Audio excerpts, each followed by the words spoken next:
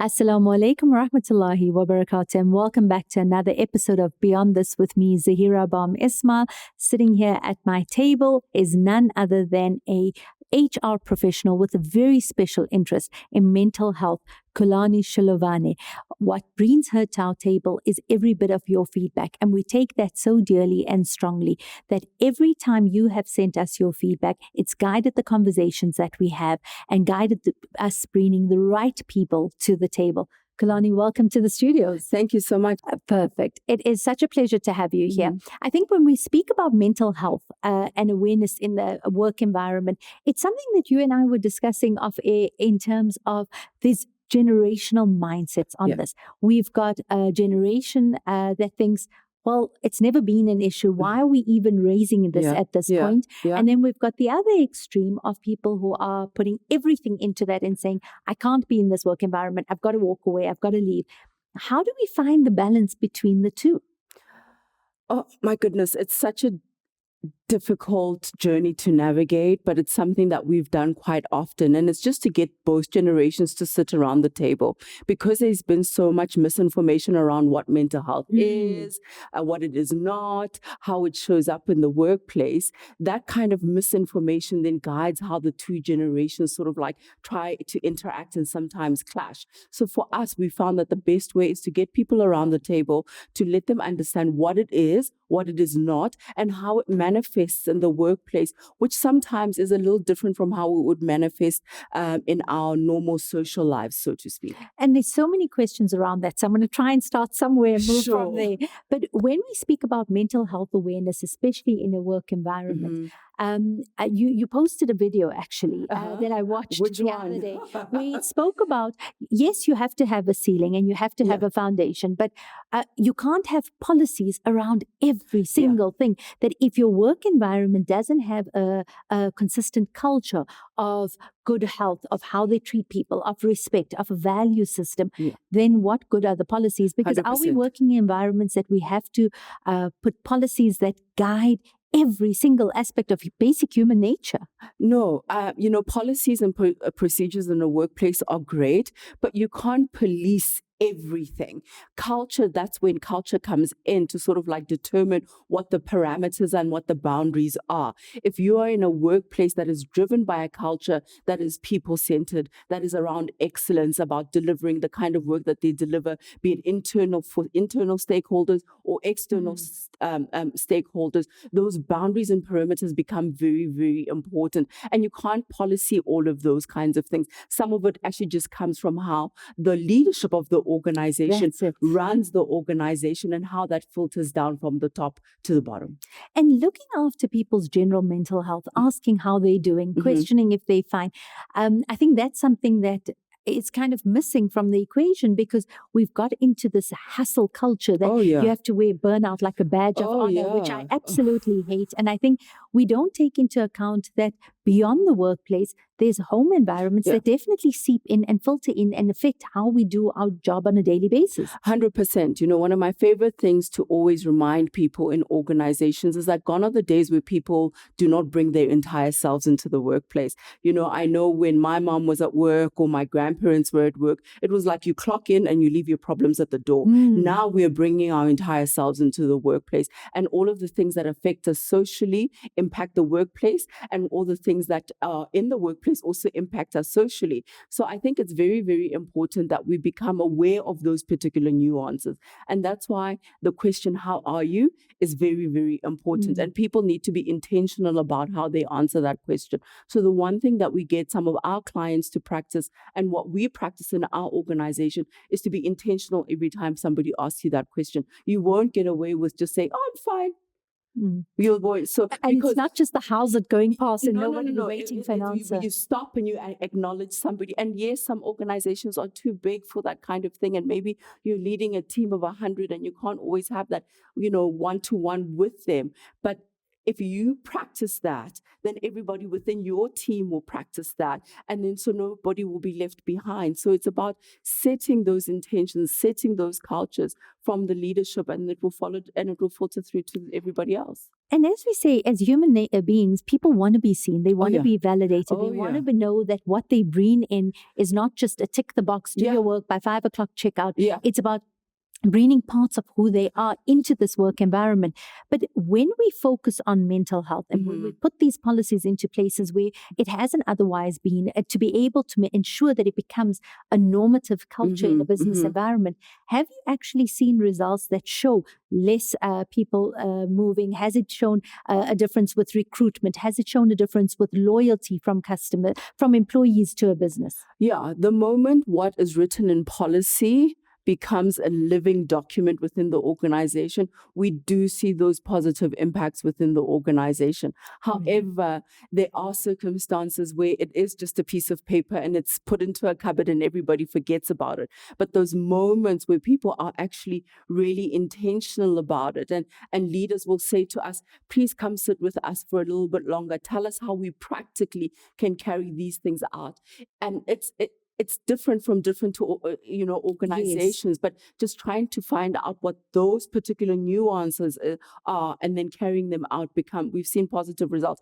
People stay longer, people are more loyal, people are healthier because the organization has created psychological safety, and where people can talk if things are not going the way they can, and people can actually say, you know what, would it be possible for me to be excused from 1, 2, 3, 4, 5? I am dealing with somebody and I don't think I have the capacity to carry or fulfill this particular project in the way that I would, right?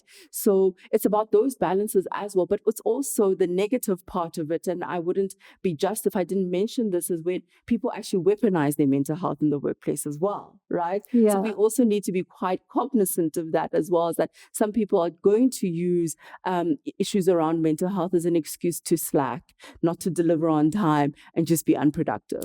But I think that could also tie in with your KPIs and understanding that it may not be the right time for you, but you've got to then find the right time to be able to do this. But you're right, because we've seen an abuse of it in as much as we're promoting it. Yeah. But that leads me to my question of how do we know which are the reasons why it's okay to still stay in that environment and to push through, and when is it okay to say this is definitely not an environment that's healthy for me, it's too toxic and I need to leave. And the reason I mention this is because the word toxicity is also thrown around so quickly and so easily, and everything is now toxic. Everybody's toxic. The workplace is toxic. My boss, my manager, my colleagues, I think what determines it is actually very personal to the individual, because our thresholds in terms of what we can stand and cannot stand is very, very different depending on the person's makeup, right? Some people are more mentally stronger than others, and others are just existing, even with their mental strength, are existing in terrible conditions that even for a strong person, they're like, actually, I thought I was strong, but this is beyond anything that I can handle. So it's very personal to you. If you are starting to feel like you're losing your confidence, like nothing you do is ever right, you're starting to question your capabilities when you know very well that you are actually very capable, that might be a time to actually sort of like check in with yourself and be like, is this the place that I want to be in? And we're seeing with employees right now is that people are trying to find spaces and environments where their personal values and the values of the organization actually marry each other to a certain degree. It will never be 100%. Nothing is that perfect. No marriages. Very true. But where there's synergies and there's workarounds and flexibility, that's become quite important as well. And, we always talk about how, remunerations and salaries and stuff like that is also important. We've also seen people who are like, this is not worth it. We're high earners who earn, 6-digit figure salaries, and like, this is not worth it. But I think it also comes in, as you talk about marrying the value systems, is also understanding yourself, having a strong sense of self-awareness. Because if you're not used to working or are not dealing well with high-pressured environments, making decisions that require urgency, those are not the work environments you should be applying for in the first place. 100%. Self-awareness is probably the foundation. You need to understand self, because understanding self will determine how you interact with others, right? So the moment you don't have a clear understanding of who you are as an individual, then already we've missed the step. So we always say, it's, when you're planning a career, changing a career, delving into something completely different, taking that time to self-assess becomes quite important. And I know it's not always possible in a country like ours where, joblessness and unemployment is such a big deal. But to be like, okay, even if I'm in this environment right now and I'm not happiest, but what am I doing to get myself out of there? That becomes active, and not just sit in that environment and just let yourself, to a certain degree, die from the inside out. And that's exactly it. But when we talk about it, right, we speak about having the sense of self-awareness, finding that balance, having these policies that are in place, but having a persistent culture and a prevalent culture that that's part of an entire organization or company. But what happens then when we've got toxic leadership? And again, I'm using the word lightly in terms of the toxicity. But when you have leadership that literally drains the energy out of the rest of the company, how do you manage or deal with that? I think, leaders like that, I find in the work that we do, actually respond to the numbers, right? So don't give them the airy-fairy kind of, what you're doing is wrong, people are unhappy. You sit them down with a spreadsheet. They love Excel. All of them. They love it. You sit them down and you say, this is the turnover percentage that we've had in this period, and these are the reasons why we've had this. And if nothing changes, this is going to continue. And this is how much it's actually costing us to the cent to replace these people. And this is the reputational damage that we're suffering as an organization. We found that those kinds of conversations are the ones where people then will stand up and be like, oh, I didn't realize, because you're speaking to something that they care about, if that makes sense. Absolutely. Yeah. So there's a place for this with everyone, and everyone is open. It's just how you present it to them. 100%. In a country like South Africa, we're speaking about the high levels of unemployment, the fact that people feel if it's a job and I'm able to get in, I'm able to get into the door, I need to just do it. Are you managing to see the shift with the focus of, even if somebody is coming here because they need the job, are you still seeing the shift of, let's make this a place where they feel valued, where people are still focusing and understanding that there is a space for taking care of people's mental health? Yeah, and it's a two-way street, right? We are seeing where employers, and some of them don't know what to do. And I suppose that's when they reach out to organizations like myself and other organizations as well, to sort of like intervene in what's supposed to happen. But I think organizations that are aware, because also we need to be cognizant of the fact that not everybody is aware. The one thing that I can say is that the spicy flu, COVID, spicy flu, I call it the spicy flu, has actually created significant awareness, whereas these kinds of conversations that I was trying to have pre the spicy flu, everybody was like, no, we don't need that, we don't need that. But during and post that, we've seen a lot of organizations come to the table because they're actually realizing the impact that it's having. And also people are saying, okay, I might not be here for a long time, but I want to create a good impression. I want that good reference. I don't want to live bridges burnt at the end of the day, because we always say, this world is teeny tiny. You never know when you're going to bump into that manager that or that employee that you didn't treat so well.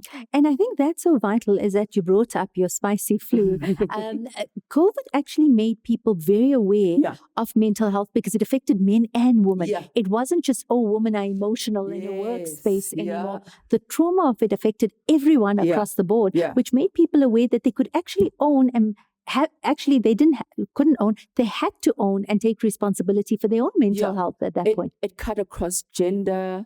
It cut across age groups, religious groups, everything. And that's when everybody sat back and be like, actually, this is an actual thing, and maybe we should actually pay it a little bit of attention as well.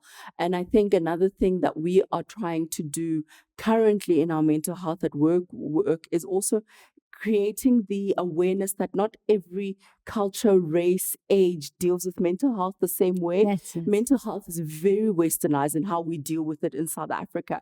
But there's so many cultural nuances, right? I always say, just because somebody doesn't want to see their therapist doesn't mean they can't go to temple and get help. Absolutely. It doesn't mean that they can't go to church and get help. Go to their rabbi, their sangoma, whichever.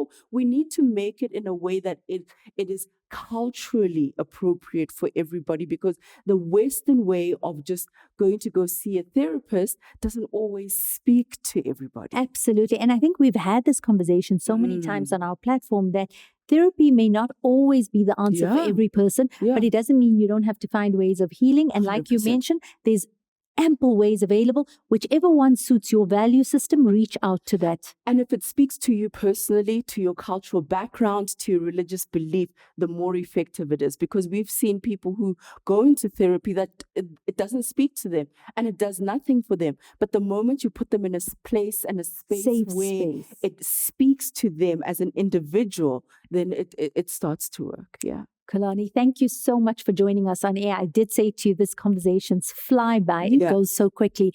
But I think this is what the conversation is needed. It's this toxicity, these unhealthy environments that we find ourselves in are not necessarily stuck to one environment or one situation. We're seeing it in home environments. We're seeing it in society and communities. We're even seeing it in the workplace. And people like Kulani, who are experts in the field of mental health in work environments, are pushing an agenda forward to ensure that we're not curing mental health, but we're ensuring that there's safe spaces where people can feel safe enough to say, I'm not okay, and what can I do to be able to make this environment a healthier environment for me to thrive in, to be the best of myself. 100%.